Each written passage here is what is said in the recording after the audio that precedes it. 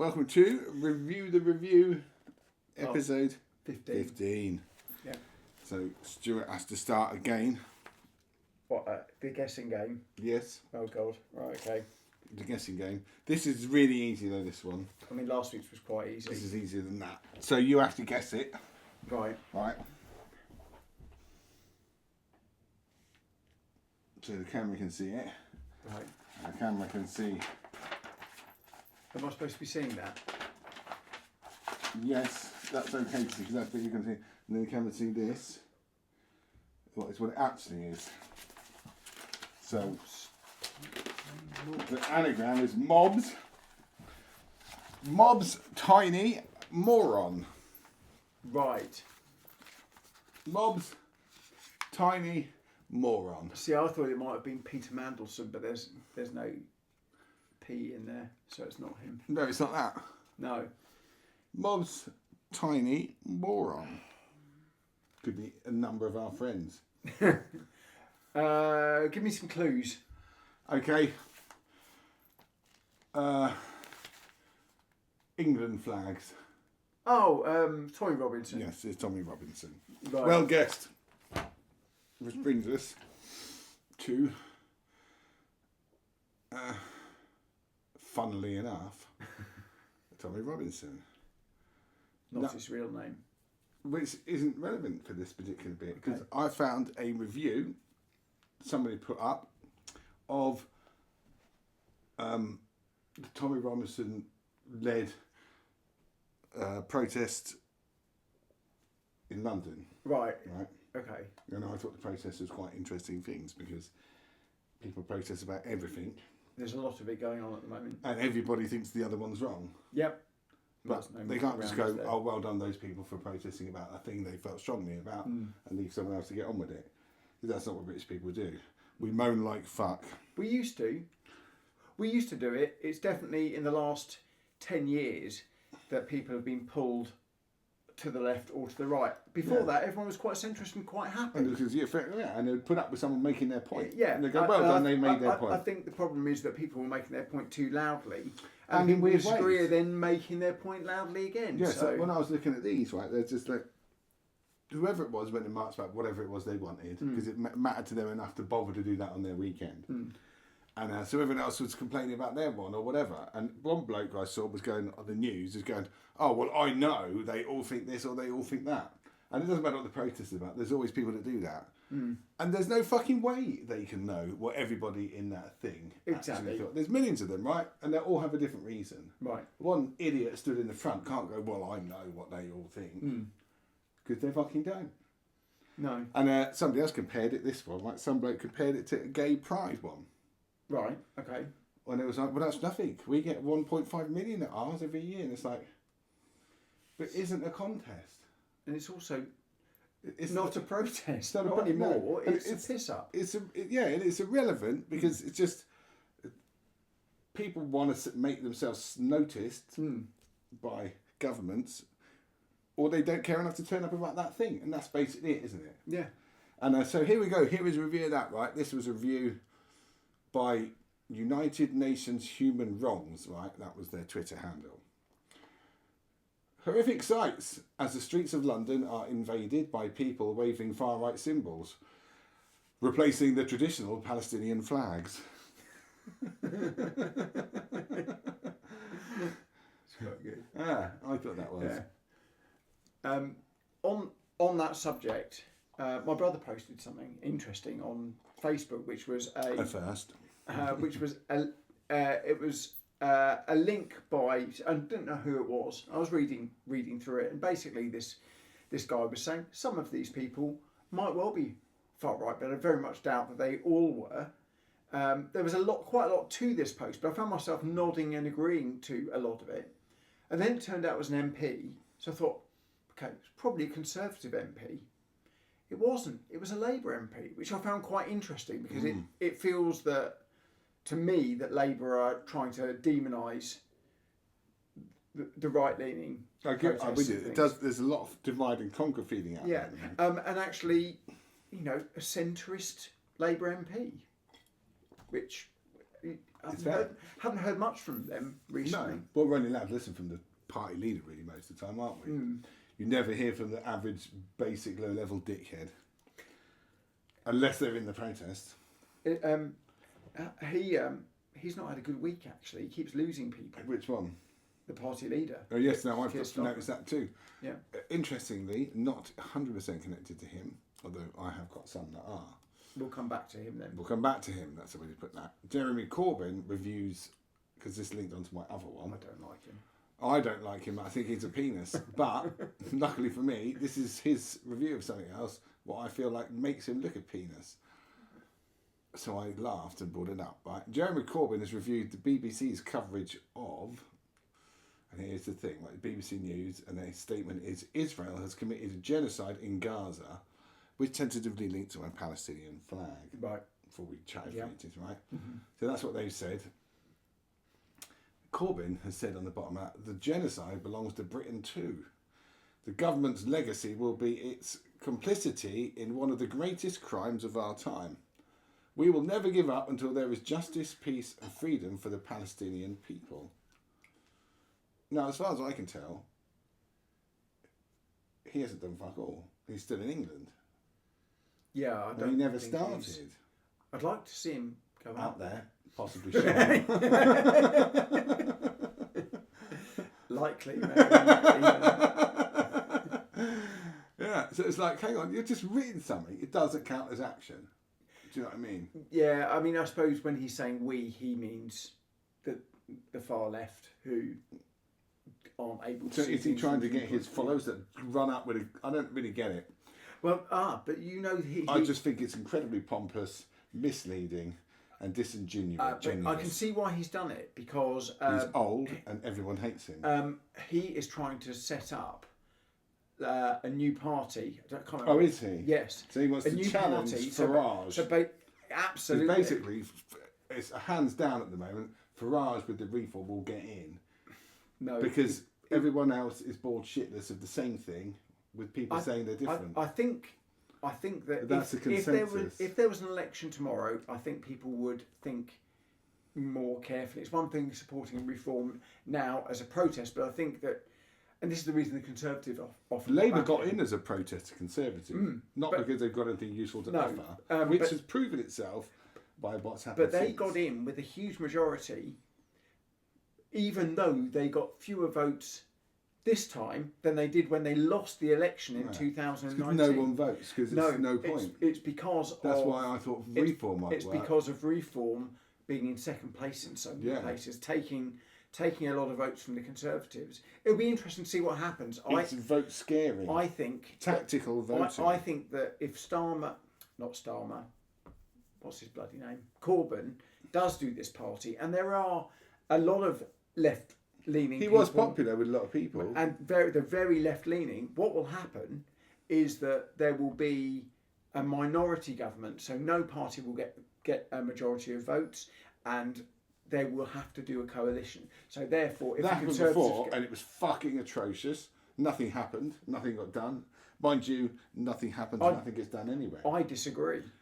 I think that the coalition between Lib Dems and Conservatives was one of our most stable periods. It's because nothing could get done. So nothing changed. So it was stable. Maybe that's why I Nothing liked it. Yeah. Yeah, it remained the same. Yeah. You're a man that doesn't like change like me. Well, Are you still on the same subject? no, I feel like we've over talked about nothing on that. Okay. Well, on the subject of Sir Keir Starmer, not had a good week.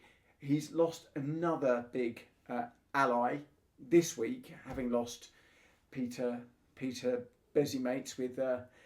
Well, yeah, I've got one involving that bit. Yeah. Shall I read my bit? Yeah, out? do your bit. Right, I've got to remind me to come to this. So I found a guy. Chris Rose, he had done a review of Keir Starmer. Now, this didn't seem to go anywhere, but it was interesting. It didn't seem to make a point, but it will follow for you. Okay. Right, he's gone. Starmer, 12/10/2024. I have full confidence in Louise Haig. Haig resigns. Starmer, 1/1/2025. I have full confidence in Tulip Siddiq. Tulip resigns. Starmer 1/9/2025. I have full confidence in Angela Rayner. Rayner resigns. We were saying that they had to resign. Starmer has full confidence in Mandelson. Oh fuck! yeah, that's. You nearly trod all over my punchline. Yeah. What you do? Yeah, because fuck, one's out there being I don't know what, but badly enough Epsteining. Yes. That he's gone. I mean, we know from Prince Andrew that being a friend of Epstein doesn't really generally go. We know in America, if you have been outwardly, you usually die quickly. Right. I don't think any alive ones who've said they were there. Are there in America? I don't know. I haven't been following it that closely. Wouldn't like to cast aspersions. So the latest one, of course, is Paul Ovenden, who was a director of strategy for Sir Keir Starmer, who wasn't listening to him. I would say who basically had Sir Keir had a lot of confidence in Paul. Right. And Paul had to resign because of an incident regarding Diane Abbott. Now, I was trying to find funny quips about this, and while I was searching, I found an X account called Diane Abbott's Footwear Assistant, which I just thought was quite amusing. And the headline for this it's from Daz No Numbers. This is. Anti-experimental vax, anti-woke, leftards need to be deported along with the dingy men to make England great again, proudly blocked by Owen Jones. I haven't got anything more to add on that particular bit, but I just found that quite amusing. So this Paul Ovenden has basically had to quit because of a text conversation based on the shag, marry, avoid. I bet. What did he go with Diane Abbott? Because I know I would probably go avoid. They didn't.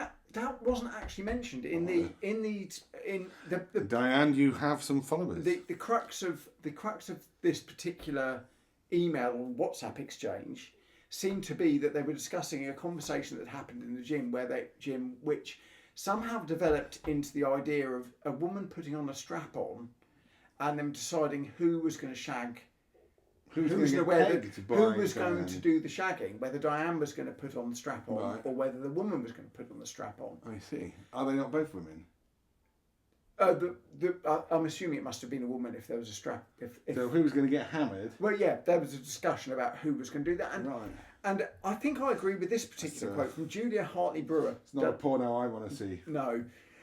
Keir Starmer's director of strategy has quit Number 10 after leaked messages revealed he made inappropriate sexually explicit comments about veteran Labour MP Diane Abbott while at a party press officer in 2017.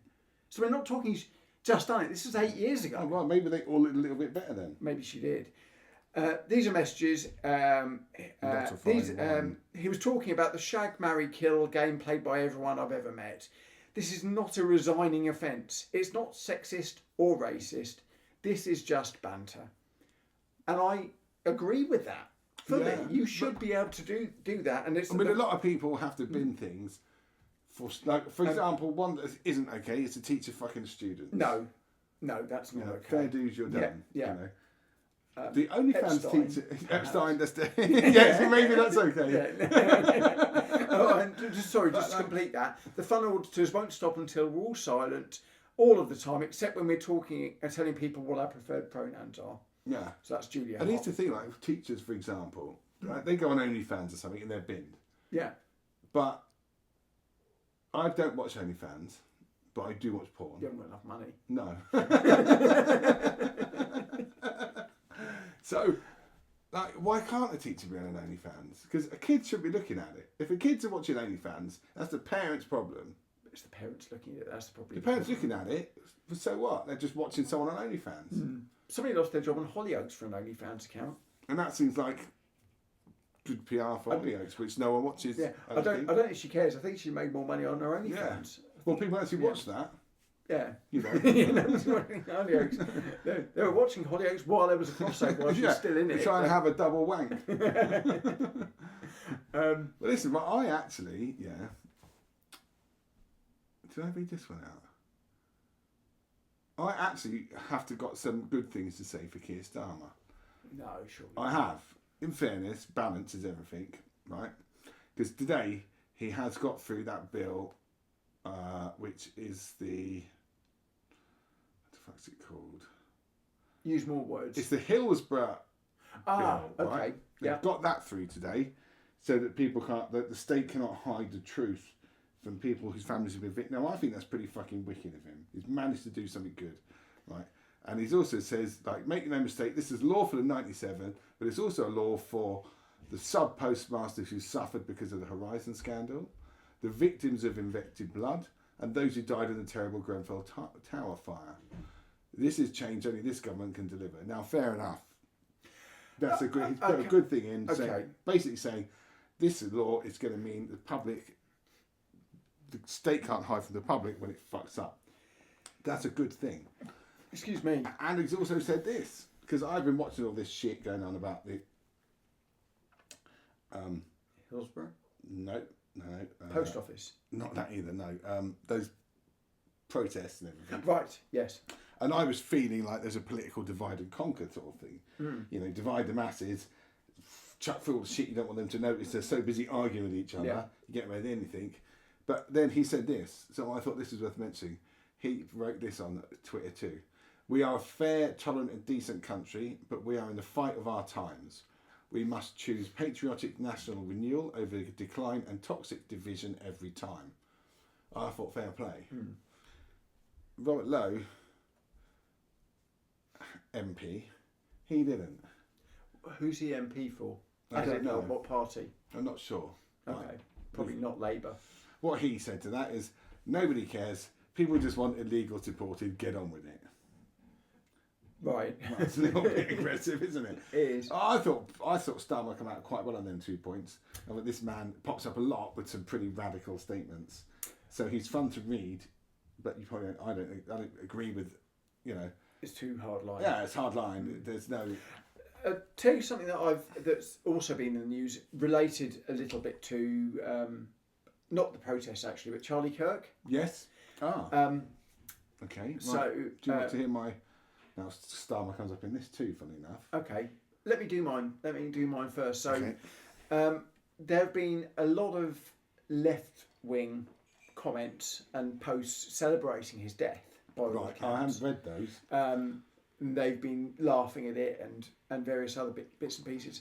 Now, somebody that I know put a post up saying how awful it was that people were laughing at a migrant drowning in the sea, or fell off a dinghy or whatever and drowned in the sea, and that became a big thing. And also, you know, it's not really right to be laughing about that. No, I don't think. But that's fair. what was quite interesting is that the person who posted that, I do love it when hypocrisy comes to bite.